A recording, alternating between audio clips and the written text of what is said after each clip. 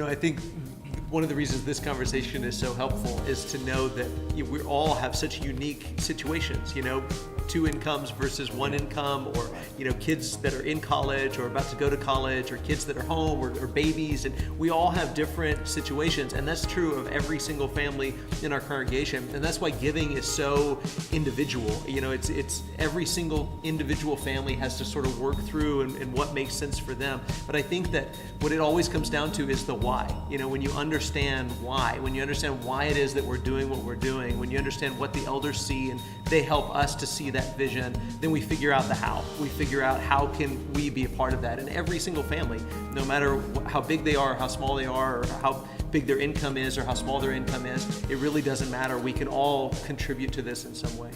That makes a more united church as well. It creates a lot of unity when everyone is sacrificing. Everyone feels a part of the progress and the vision.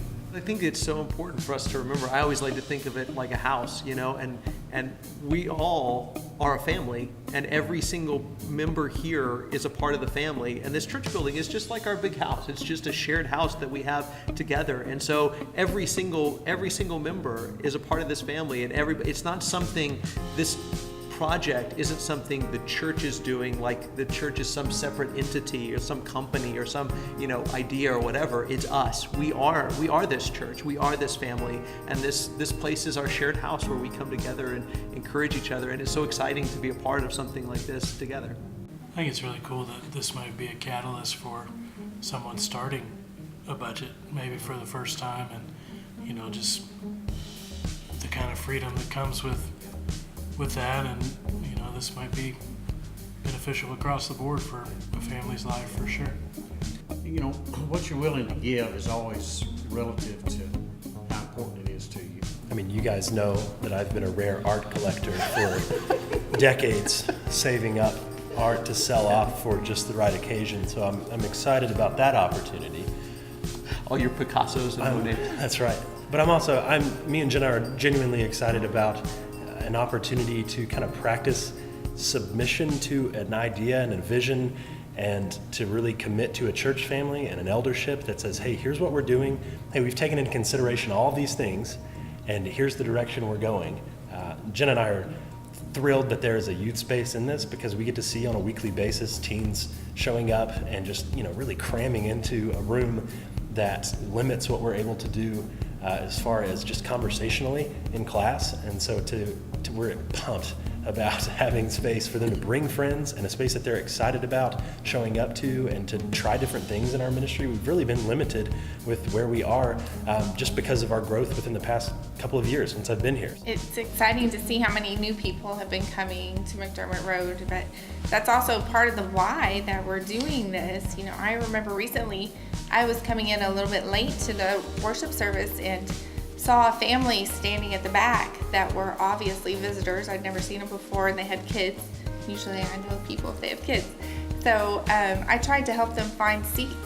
We couldn't find seats for their whole family together, so they were gonna have to split over 2 rows.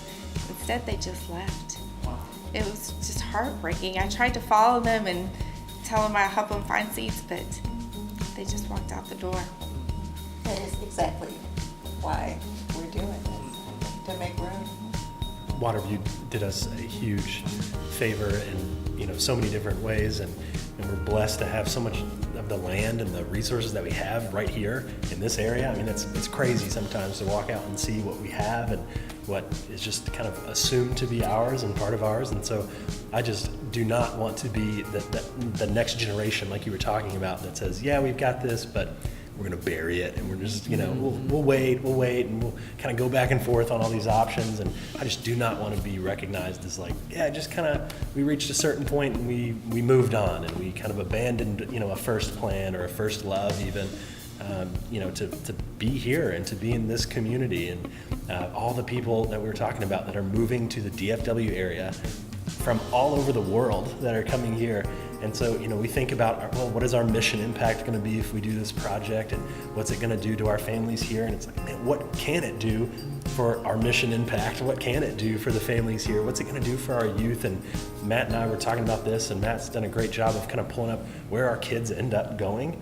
And I mean, that was an awesome kind of graph of just like the kids that leave the youth group here and go into all of the world. I mean, we have an opportunity to impact them, and I think that's something that we cannot pass up. I just love, just again, hearing those stories about how McDermott first started and how that first group, took the steps to make room for the next group, and that next group took steps to make room for the next group, and it goes on. And then, I'm thinking, wow, they all did that so my family could have a place, could have a seat at this table, at this family. And I just think that's so cool, and I really look forward to just being a part of that story.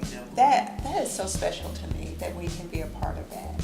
It's so exciting to think about the families that 5 or 10 years from now that will be part of this church family, that will only be here then because of the things that we're doing right now.